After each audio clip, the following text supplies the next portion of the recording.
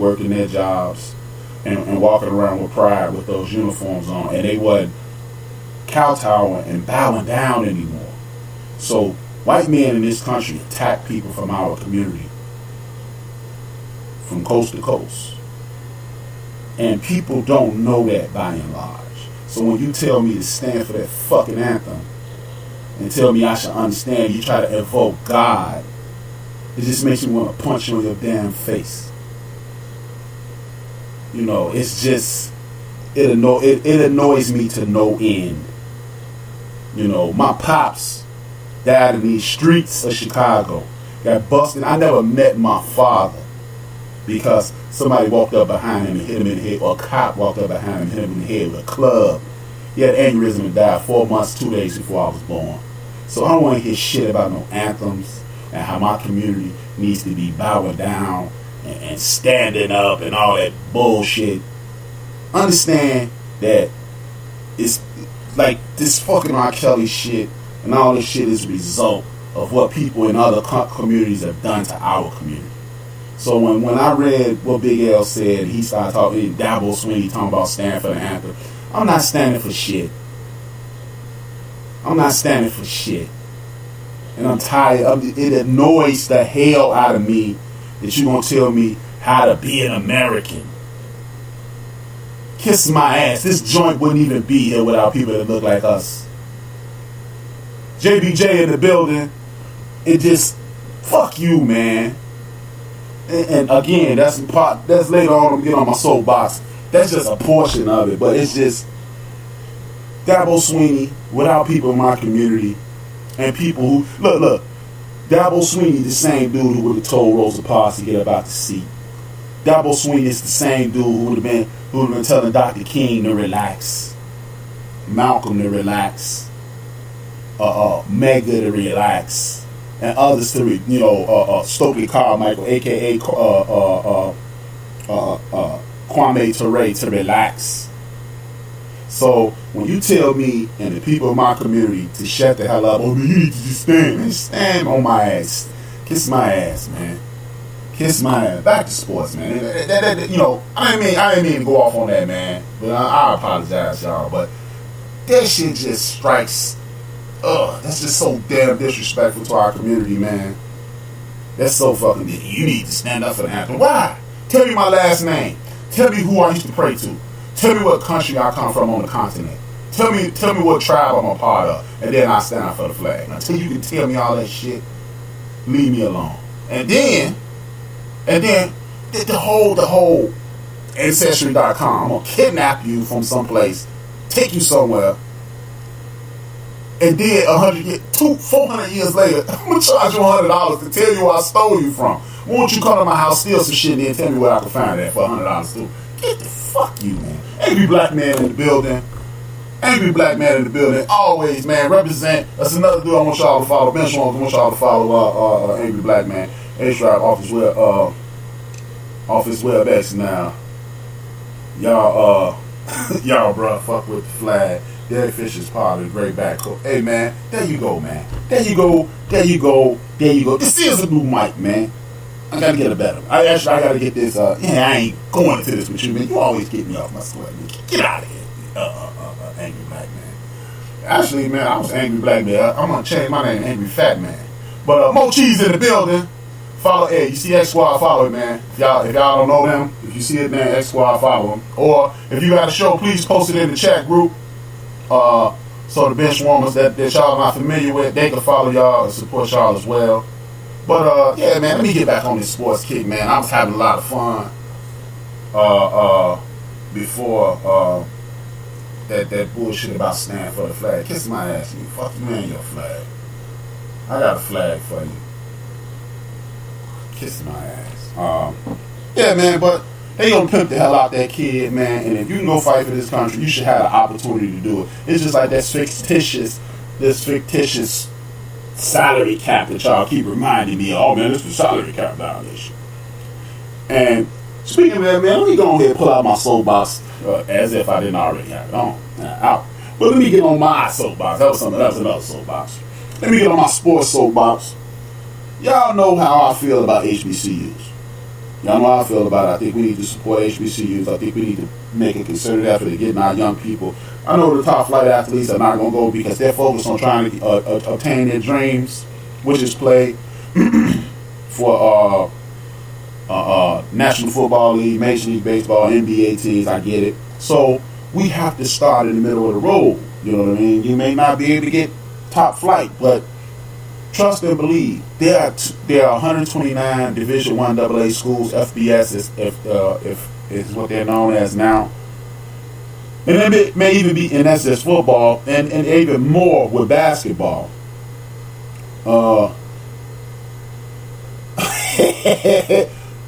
Breaking news: Cliff Kingsbury will be the next. Oh, that's what Clutch Conversations. Cliff Kingsbury is going to be the next coach of the Arizona Cardinals. My fault. That's what Big Illinois was saying. I thought he meant the University of Arizona. My bad. Again, as you stated earlier, Clutch, they keep hiring these offensive geniuses that in essence are a bunch of big dummies. Get the hell out of here. Miss me with that nonsense. Allow me to pull out my soapbox as usual. This is the soapbox session. Y'all know I am big on sending our young people to HBCUs. I'm big on that, and I believe. Did I say what's up to Laffy T? I saw her name. I don't know if I acknowledged that or not. If I did, I apologize for that. Laffy T in the building. The reason I'm bringing that up again is this. Dabo Swinney went to the University of Clemson. Now, Clemson won a national championship in 1981. They got people like Michael Dean Perry, B. Dog, Refrigerator Perry, and a ton of other big time ball players in the National Football League. But they are not known as a traditional. When you think who won two of the last 5 national championships, you don't think Clemson would have. But the reason I'm bringing this up is Dabo Swinney went there, and he's made himself he put himself in the conversation of best coaches in all of college football right now. And everybody watching his balls, talking about how great he is and this, that, and the third. But just imagine, man, like Florida A&M, FAMU, they have high quality facilities. Just imagine if we start, like, okay, you got 4 or 5 star cats going to these big top 5 conference schools. If we start funneling kids to FAMU, then funneling kids to Howard, and so forth and so on, we wouldn't need any of these people. We would need this, man. If Dabo Swinney in a period of 6 years can make these guys a perennial powerhouse in major college football, why couldn't we start funneling our young people? My man, JBJ, Pops went to FAMU and his mother went to Bethune-Cookman. Shout out to anything that's down for the community, moving forward with the cause. And my daughter sold us our first person to go to. Oh, wrong one, my bad. That's what I meant to do, JBJ. My daughter sold us our first person in my family and did team at HBCU. Such a regard. She must have been raised wrong. I don't know how. I don't know, man. Bad parent is what I call it. But we need to start focusing on. We need to, I think it was, I don't remember who it was a couple of weeks ago. It might have been Al who said, hey, man, a lot of these HBCUs are mishandling their funds. Hey, man, I don't have no problem with that. But we need to find an institution that is being run properly and start forcing our introducing our young people to the option of supporting an institution where from top to bottom, everybody everybody who looks like them is in charge, and it'll be an example set, it'll be a culture. Man, shout out to my man Big Illinois. Much love to that, man. Thanks for almost being put in jeopardy. My culture is always open in any event that you get terminated. And I'm Southern Cut. Not that kind of thing. I'm just shit. H-Rob, it's because these kids want notoriety and exposure. But, JBJ, if we start, just imagine, Justin Fields or Kelly Bryant, who got shunned, and it's a million kids who we never heard of. Every time we look around, it is a dude from nowhere state, and I'm sure you've listened to the show a few times. You've heard me say that I did an independent, non-scientific study, and I found that 36% of the players that are in the National Football League come from institutions that we've never heard of. So why don't we put them in our schools and let them be coached up, and then bam, there it is. That's all I'm saying. My man Big L said he was fired in college. He got a head coach and now an NFL job. Name one black man that happened to. Oh man, that happened to no fucking body. Nobody in the history of the rotating earth. H-Rock is because these kids were true H-Rock. It's because it's not like Clemson, it's OSU, USC, Bama, Texas. Exactly, it can happen. If it happened at Clemson, it can happen anywhere. Exactly how we can do it, man. We just have to start. And again, I'm not saying you're the number one recruit in the history of the world. Go down here. No, it's a bunch of very good basketball players, football players, and any other people that are being overlooked. And if we can start funneling them to our institution and start cash mobbing our institutions, bingo, we win. And then like Ice Cube and is it Ice Cube and Will Smith? I think it's Ice Cube. No, it's Ice Cube and LL Cool J are attempting to purchase some networks so we can get those networks. And then man, Diddy, you went to a HBCU. We can tell Diddy, look, get a contract with HBCUs. And we start watching that on TV. And then our institutions start continue. It's just money on top of money on top of money on top of money on top of money. It's we drive popular culture. And if we drive popular culture, why in the hell are we funneling other people's information? To quote the great Dr. Claude Anderson, other communities are living off two incomes, our income and their income. They're supporting themselves and we're supporting them and not us. So put our people back in these HBCUs and move forward. Look, some of the greatest players, look, just for argument's sake, who's the greatest wide receiver in the history of football? Jerry Rice. Who's the greatest running back in the history of football? Walter Payton. Who's the greatest defensive end or defensive lineman in the history of football? Deacon Jones. HBCU.